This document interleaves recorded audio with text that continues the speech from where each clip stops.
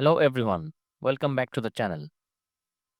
iOS 18 is here, and when it comes with a major upgrade to the control center, in this quick guide, I will show you exactly how to customize it in your iPhone like a pro. Let's dive right in. First, swipe down from the top right corner of your screen to open the control center. Now tap the plus icon and the top left. This puts you in the edit mode. In edit mode, you'll see all available shortcuts and widgets. To remove a control you don't need, just tap on it.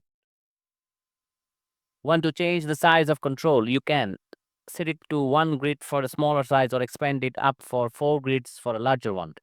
Some widgets can even stretch to file the entire page, giving you more control at a glance. Need to stay organized? You can move widgets between pages to set everything up just way you like it. To add something new, tap Add a control from the list. Pick what you want and it instantly appears in your control center.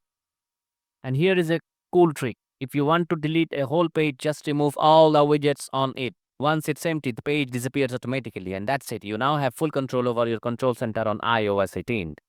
If you found this video helpful, give it a thumbs up and subscribe for more quick tech guides. Thanks for watching. I'll see you in the next one.